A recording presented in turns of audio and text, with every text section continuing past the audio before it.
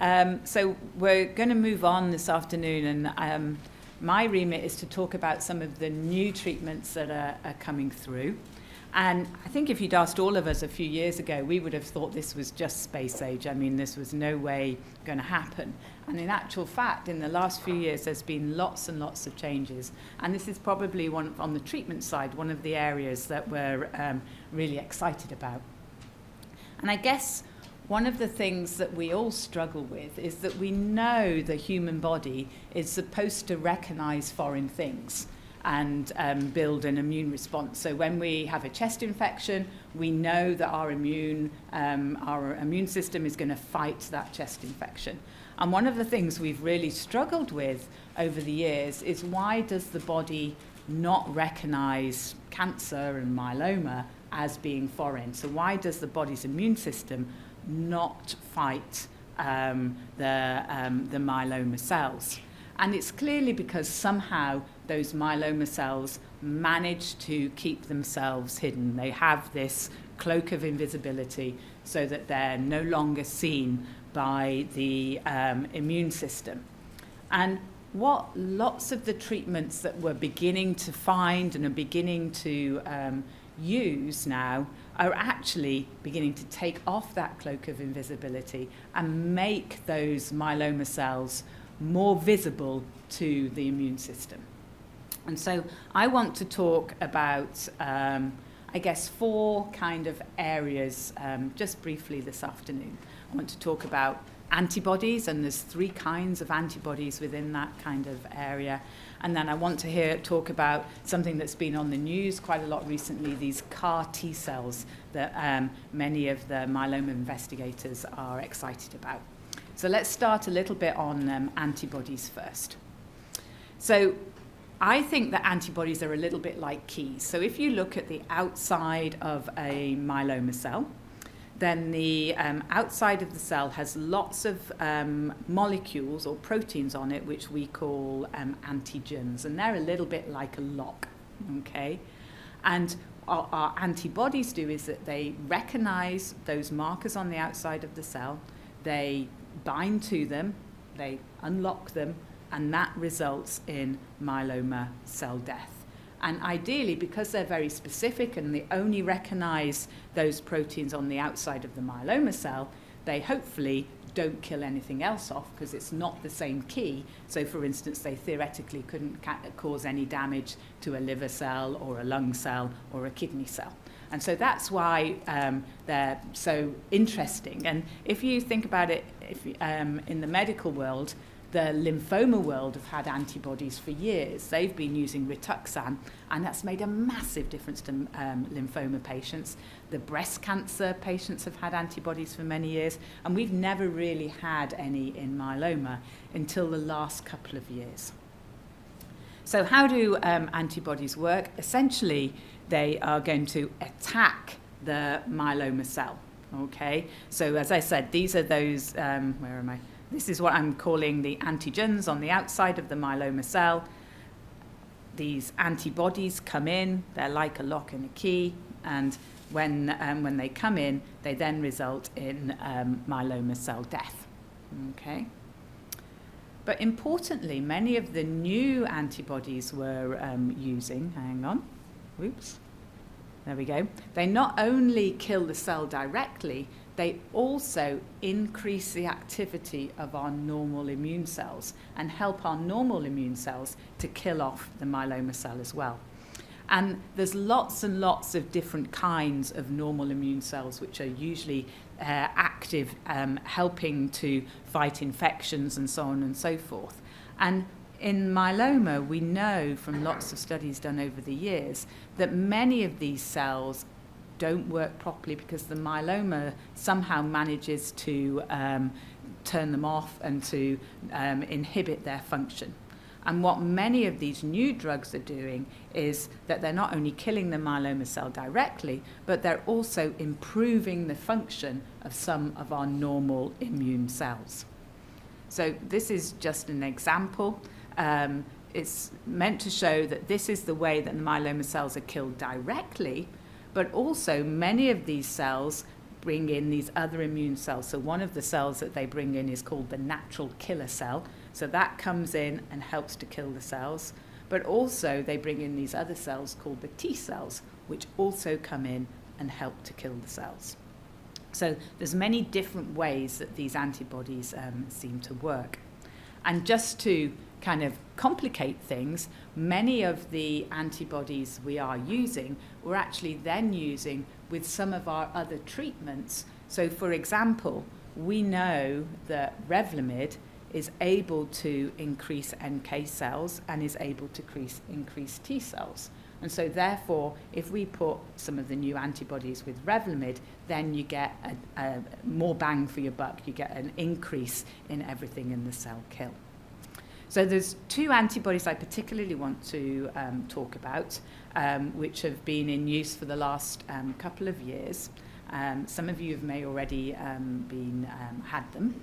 So the first one's Daratumumab or Darzalex, and essentially that targets a molecule called CD38, which is on the myeloma cell. And as I say, when it hits this, it kills the myeloma cell off, which is important. But also, it happens that some of these cells which inhibit our immune response, they actually also have CD38 on their surface. So not only does it kill the myeloma cell off, it actually kills off some of these inhibitory immune cells as well. So again, you're getting two effects.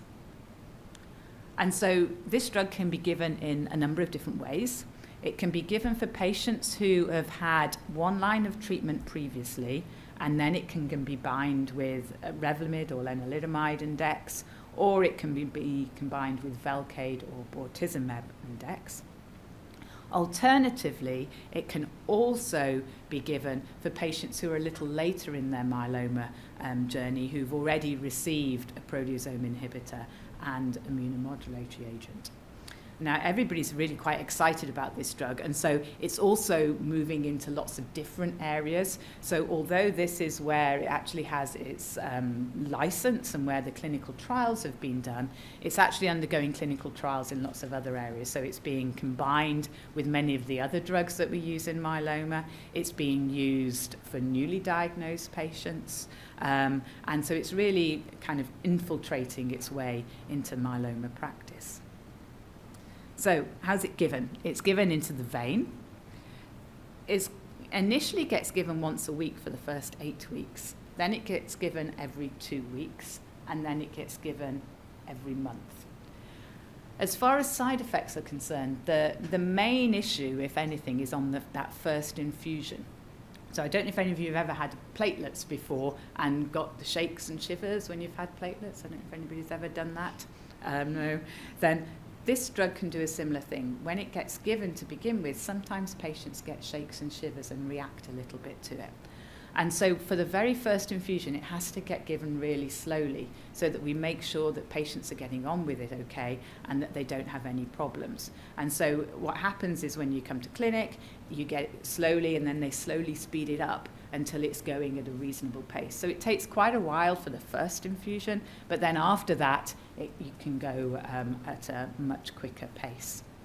So as I say, as far as its side effects are concerned, the majority of side effects are actually related to that first dose and whether you might get shakes and shivers and so on.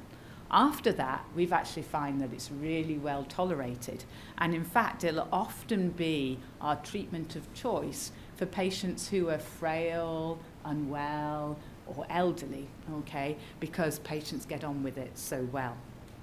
The one thing that we have discovered that we have to be a little bit careful for is infections, in the fact that many patients can get chest infections or slightly unusual infections, so we need to keep out, particularly look out for that. The other antibody that's also been used, which again seems to have this double way of working, is called Elotuzumab, and that recognizes a protein on the surface called SLAMF7, okay? But again, the way it works is, yes, it can kill the myeloma cell directly, but it also has an effect on our NK cells and it makes them work harder. So it's got this dual action as well. The way it's been clinically trialed is in a slightly smaller space. So it seems to the trials have been for patients who have received at least one line of therapy, and it seems to be given with lenalidomide and dexamethasone. But again, in the real world, people are using it in slightly different combinations and are finding out that it works in other areas as well. It gets given on a slightly different schedule. It goes into the vein again, goes once a week for the first few weeks, and then every 2 weeks. And again, I guess its side effects are pretty similar. It doesn't tend to cause quite so many shakes and shivers on the first dose, but it does cause a few bowel problems and that kind of thing, which I think when you've had any chemotherapy, you realise that that seems to go with the territory. So we have two. The exciting thing is there's actually lots of other ones being investigated in the system. So this is supposed to be showing a myeloma cell and giving some examples from some of the different antigens or locks which are on that myeloma cell surface that we could use to try and kill myeloma cells off. So as I say, these are the two that we're already using. But between the three of us, many of us have been involved in clinical trials looking at other antibodies, and many of them are looking really, quite interesting and quite exciting. So let me just take a step back again and go back to why is it our myeloma cells can hide themselves? Why is it that they're not recognized by our immune system? And as I was saying, theoretically, our immune system should see them. Our immune system should be like the police. They should be going around, finding out what's going on, highlighting something that's going wrong, and then acting upon it. But for some reason, the myeloma cells have figured out a way around this. And what recent research has shown is one of the reasons they've discovered that myeloma cells can do this is because this thing called an immune checkpoint. And again, this is actually something that's very normal and should happen in everybody. Essentially, in all of our bodies, we have a kind of brake which stops our immune system going crazy, okay? It stops our body thinking itself is foreign. And some patients do have problems where their body does think normal bits of them is foreign. So I don't know if anybody has kind of hypothyroidism where their thyroid doesn't work anymore because their immune system's attacked that. There's a number of kind of conditions that can do that. And what the immune checkpoints are supposed to do is they're supposed to dampen down your immune system and make sure that it's in a balance. But essentially, what's happened by cancer cells, they've manipulated this and they now use it as a way of stopping themselves being seen. And so there's many different molecules which are known to be involved in this. The two common ones is this PD-1 and PD-L1. And essentially, the T cell should normally recognize the tumor cell and kill it off. But because the tumor cells figured out that it can, if it expresses this molecule, it can hide itself and stop it being killed off. And so what doctors and scientists have now discovered that if they can stop the tumor cell expressing this molecule, so kind of break up the relationship between these PD-1 and PD-L1, then what happens is that the tumor cell then recognizes the tumor cell and kills it off as it should do. And so they've made antibodies to disrupt this and to suddenly take the cloak of invisibility off the tumor cell. And you may have seen these on television. They're often advertised for lung cancer. Optivo is one of them. There's quite a lot of adverts for them. Okay, and they seem to be really good in lung cancer, kidney cancer, and bladder cancer. And they've now been going under clinical trials in multiple myeloma. The results look quite promising, although there is a little bit of a question at the moment over the side effects and whether the side effects are too great. But that's something that's ongoing. And it may be there's actually lots of different checkpoints, lots of different ways the tumour cell can hide. And it may be that for myeloma, we're actually currently looking at the wrong way of hiding, and we need to interrupt one of the other ways of hiding. Okay, so moving on a little bit more, the next area I want to talk about is, I guess, trying to combine both of those ways up. As I said before, the antibodies, they have one lock and one key, and they recognize just one molecule on the cell surface.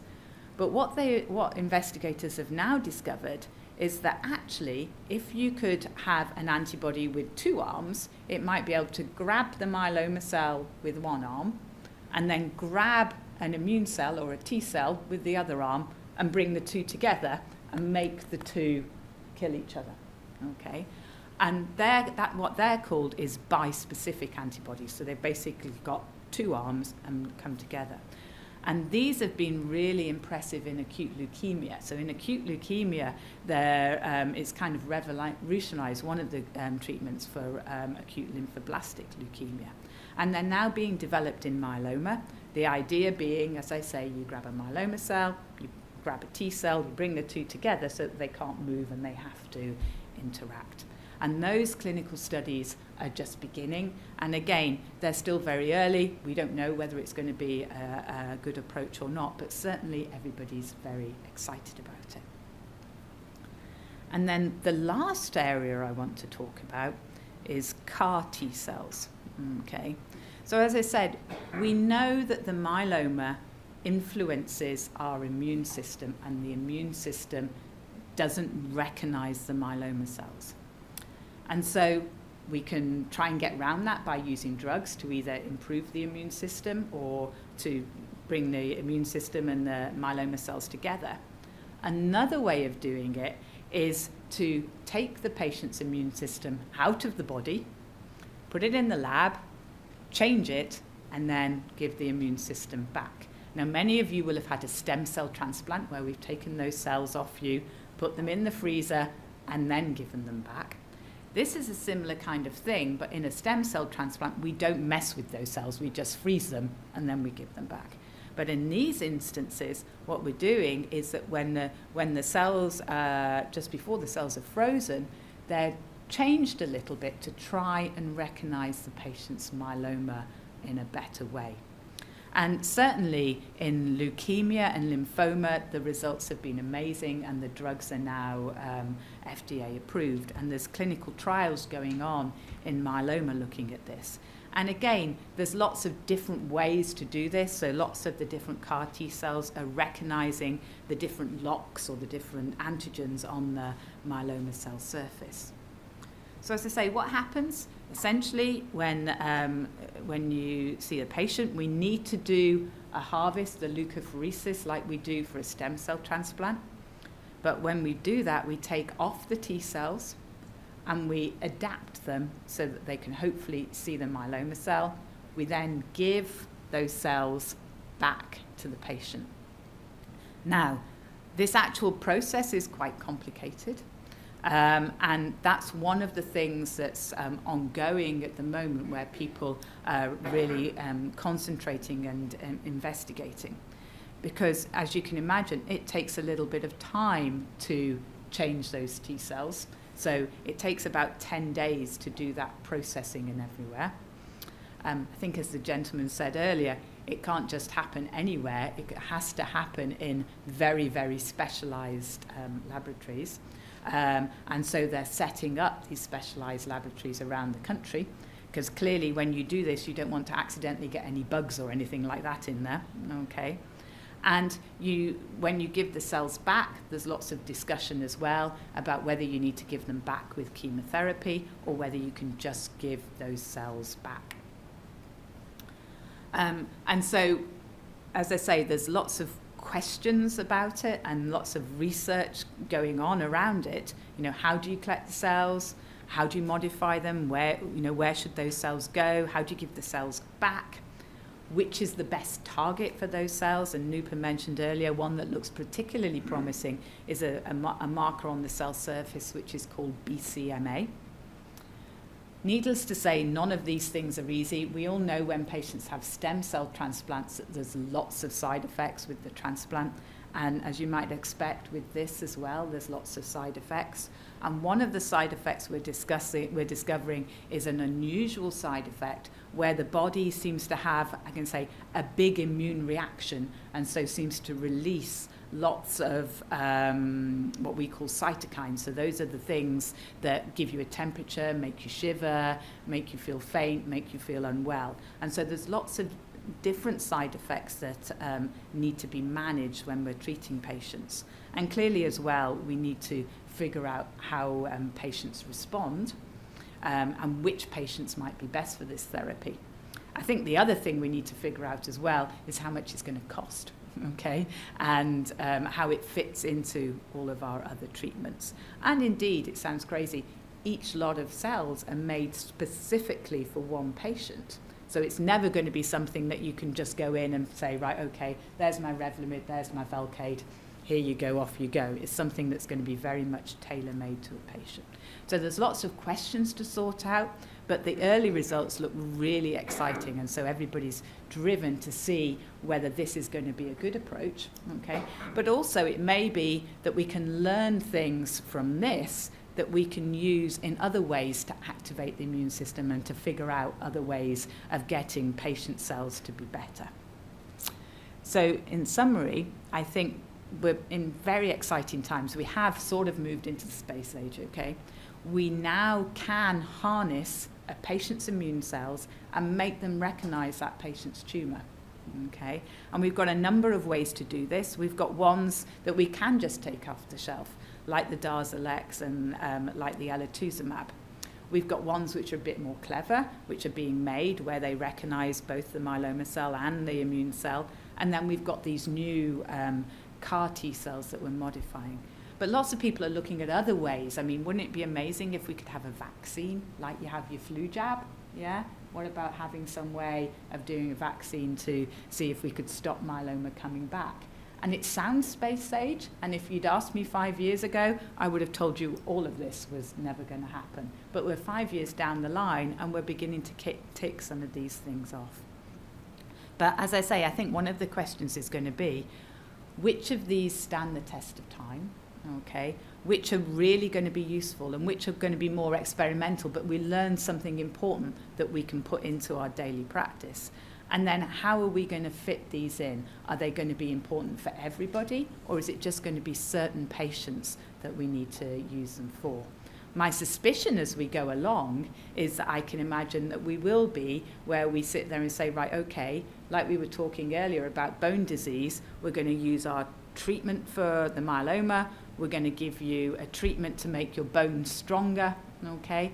I can imagine in the longer term, we're going to say, right, we're going to give you a treatment to kill the myeloma, and we're going to give you a treatment to up your immune system to help it kill the myeloma, okay? But those are all of the bits that we need to figure out.